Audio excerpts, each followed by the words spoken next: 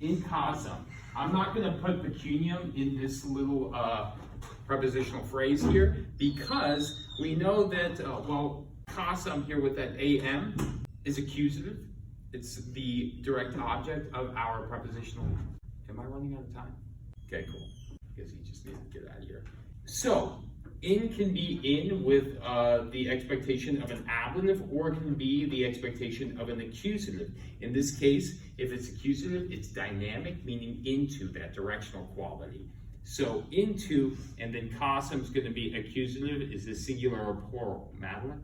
Am ending here, but this is a noun. We know that since this isn't an adjective, it's not modifying this. That's why it's not a part of this. Pecuniam here also, like these together in the same, and that'd be where we know that that is accusative, the singular as well, also a direct object, or part of, or what type of word is this? What are we talking about a lot right now?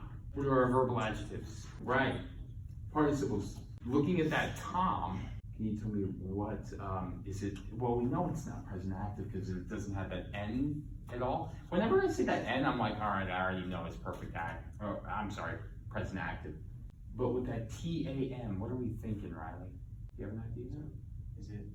Yeah, no, because it's in wenio. In wenio, so it comes from the verb in wenio, like that. So it can either be perfect passive or future active. Which one are you going with? Flip another coin. Beautiful. So it's a perfect passive. It has nothing to really harken actually upon. It's going to be sitting by itself because it's a passive.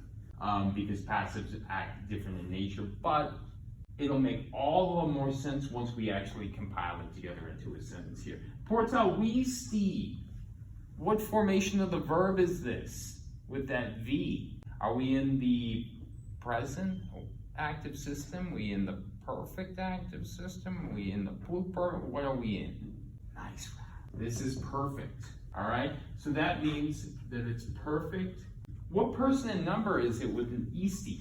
Keep it up. Like remember, you guys. Hey, you get things wrong. It's all good. It's all good. We're making it. And if you get things wrong a lot of the time, that's when it gets reinforced in my brain right after I get it wrong, and then I learn what's right. I'm like, all right, I'm not gonna get that wrong again. There was one guy that I would always cold call, and you know, it's all fun and games, but like after a while, I got really tired of like not being able to like answer the question when I would cold call on him, and sorry, random side tangent. Anyways, second, singular or plural? That's right, it would be plural if it was that, but it's not, so it's singular. We're gonna talk about them on Monday, but definitely what we don't go over in class, definitely read about and understand, or bring questions to me, okay? So, let's finish up this bad boy here. I don't see a nominative subject, so where do we go to the subject when we don't have a nominative subject? The verb, and if it's a second person singular, who's doing it? That's right. And then if you make it perfect, how is it going to translate? Carried. That's right. Remember, perfect is the best because it's when we take all the weird imperfects of like, instead of saying was carrying, we get to see carried. Like the past that we actually think about is actually past. Let's go to the accusative that's outside of the prepositional phrase. Pecunia. What is pecunia? Edith? I'm not sure.